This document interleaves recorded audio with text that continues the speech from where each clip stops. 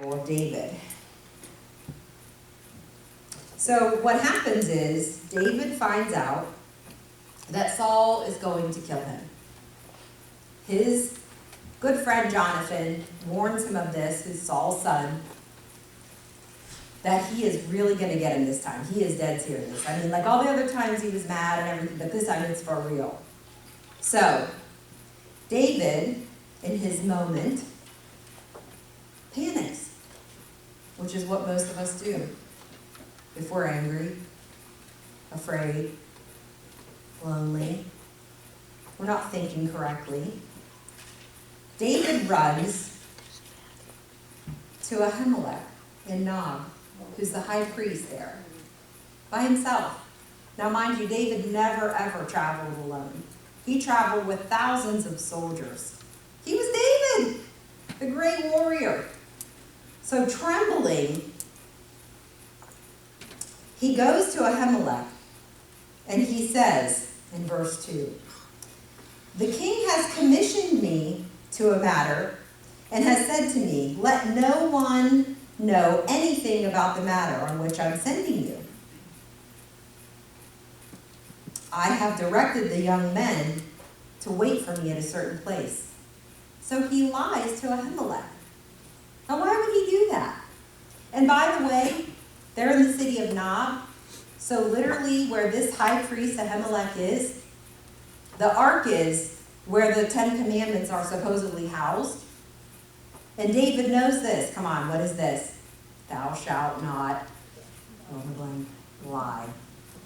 He literally could reach out and touch the Ark of the Covenant, but David forgets that, and he lies. Why would he do that? Why would he lie to the priest? Because David was panicked. David wasn't thinking correctly. He forgot all the things that God had done for him. He was afraid. He felt abandoned. So then he goes on to say, "What do you have on hand for food? Now give me 5 loaves of bread or whatever can be found." And the priest answered David and said, "There is no ordinary bread on hand, but there is consecrated bread." Now consecrated bread was the bread that the priests would bake and they would put out at the altar for God. Now I know that sounds really strange, but you got to remember this is the Old Testament and they did things like that. So after a day or whatever, if God chose not to eat the bread, then the priests and the holy people could eat the bread. So he says to him, "I don't have any regular bread, but I have consecrated bread." David immediately says, "Give me that bread." So he takes the bread. So then he says to him, so he gives him the consecrated bread. And he says, "Now one of the servants of Saul was there that day before the Lord, and his name was Doeg." And David said to Ahimelech, and Doeg is important in the story later, but David said to Ahimelech, "Now, is there not a spear or a sword on hand? For I brought neither my sword nor any weapons with me, because the king's matter was so urgent." So he runs by himself, shows up at the priest. No one's with him. He has no food with him. He has no weapon with him. He's David, and he's lying to the priest and telling him, I need a weapon. Do you have something? I don't know. I left in such a haste, I don't even have one with me. And he says, "Well, the only weapon I have here is the sword that you used to cut off Goliath's head." Now you would think that that would have smacked David right in the face and reminded him that God used him and protected him against a giant. And if God could have done that against a giant, why would he not now do the same for him now? But he misses it. Like we do when we're in the middle of our mess, in our panic, in our anger, in our abandonment, loneliness, fear. We miss God's nudging sometimes, don't we? We miss his voice. We miss his direction. And what do? We take matters into our own hands. So the story continues, because David misses that, and he takes the sword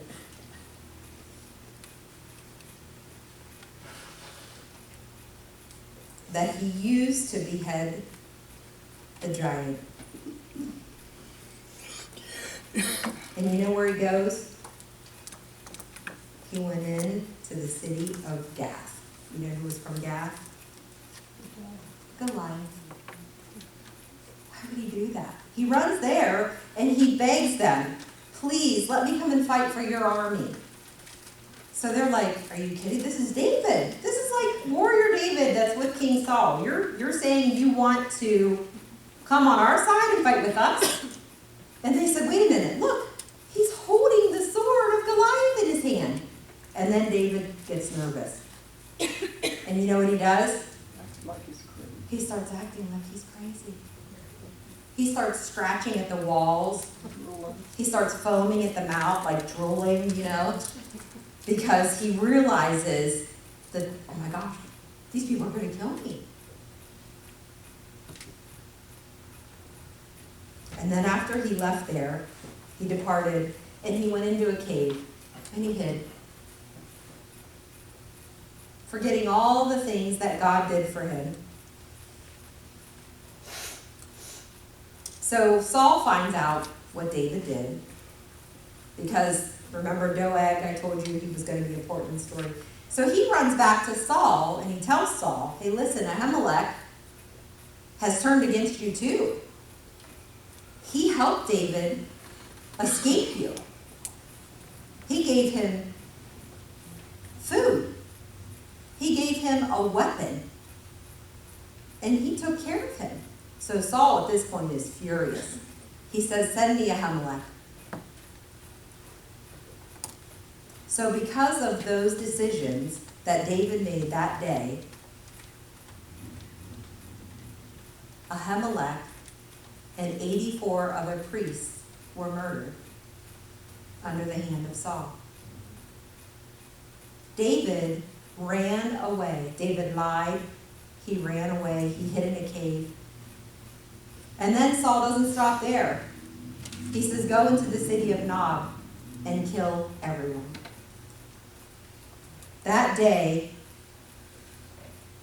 he turned around, and this is in verse 18. Then the king says to Doeg, you turn around and attack the priests. And Doeg turned around and he attacked the priests, and he killed that day 85 men who wore the linen cloth.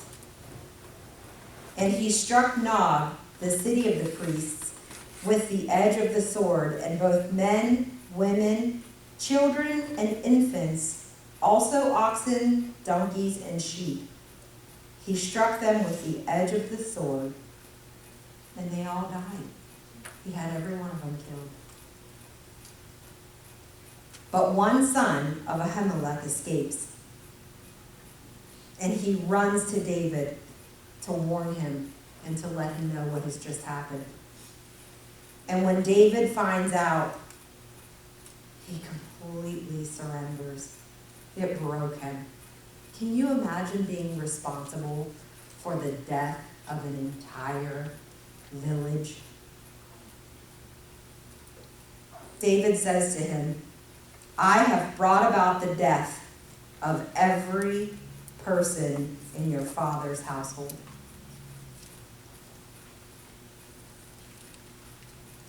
We all make mistakes, don't we? The stories in the Bible that have always given me the most comfort are ones like this that remind me that my mistakes are not mistakes that God has never heard before, that no one else has ever made before. He's David. He's David, and that wasn't his only mistake. So could you imagine? And God said David was a man after my own heart. He still loved him. But he had to live with the decisions that he made for the rest of his life.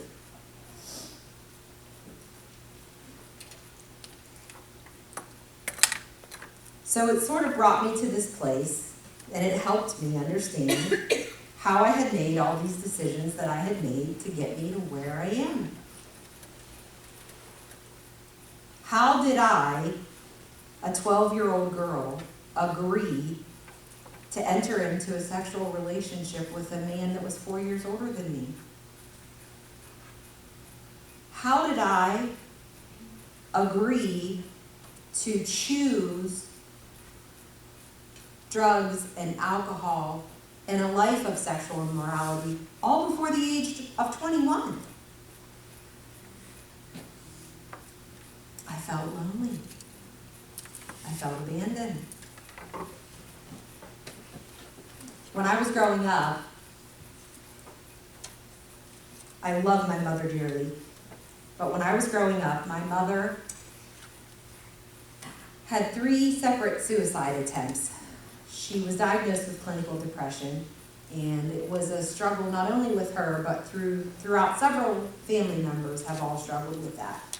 And I have also, as a young teenager, was diagnosed with the same thing myself, and I've sought counseling for it, and I have battled with suicidal thoughts and depression my whole life. So it sort of really struck me when I got to this place in the story of David, and it started like taking me back through every decision I'd ever made, the stories of what I was missing and the voids and the decisions I'd made and the shame and the guilt and everything that I carried with me. And they were all a result of trying to fill the void that I wasn't receiving from God's love with everything else. I didn't do a good job protecting my heart.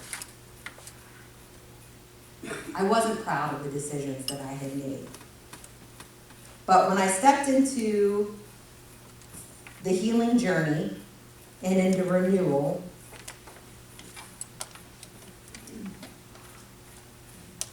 one of the first things that I learned was to mourn and seek God. To cry out with my voice and pour my heart and soul into it. He already knows your thoughts anyway. But I would also write down my thoughts. If I couldn't verbalize them, I would write them out and then I would burn them so nobody saw them, because I didn't trust that, if somebody else read them, what would they think about me? I would have an honest conversation with Father God.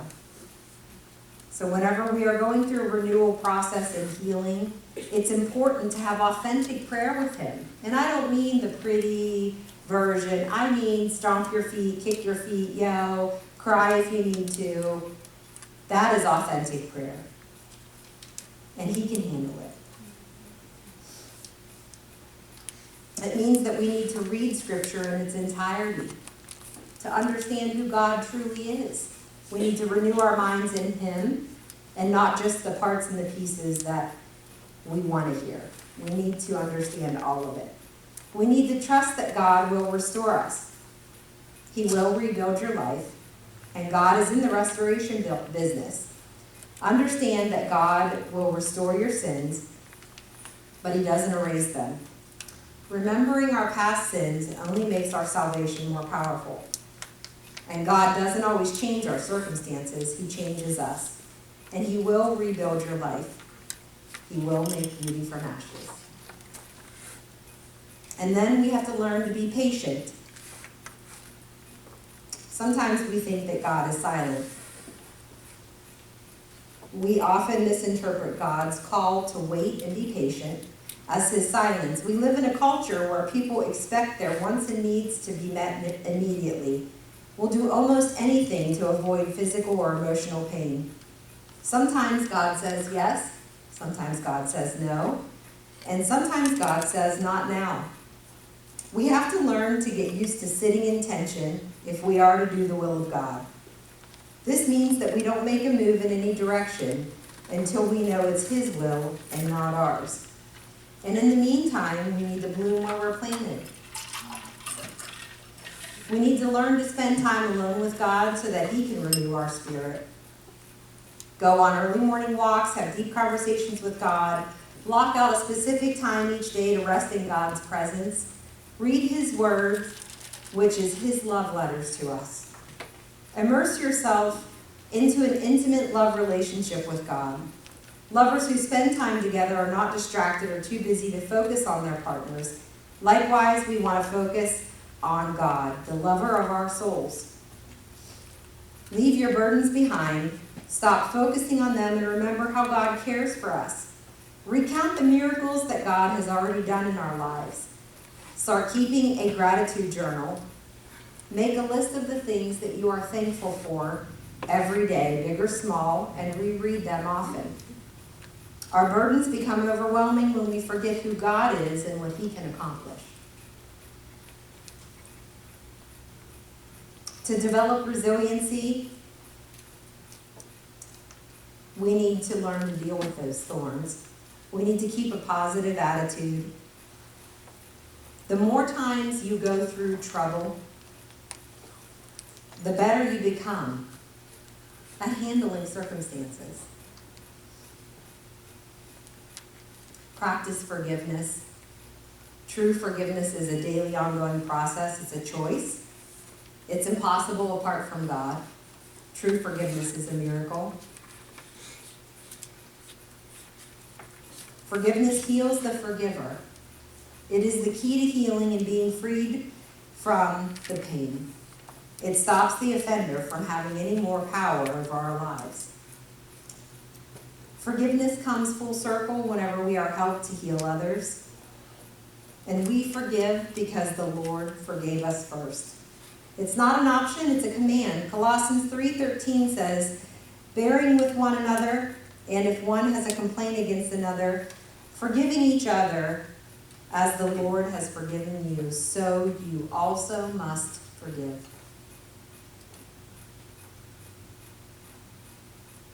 The hardest person on my list when I started making a list of people to forgive, it was myself. My list of offenses went on for nearly 4 pages. I recounted everything from choosing to allow those things that I told you about that happened whenever I was young,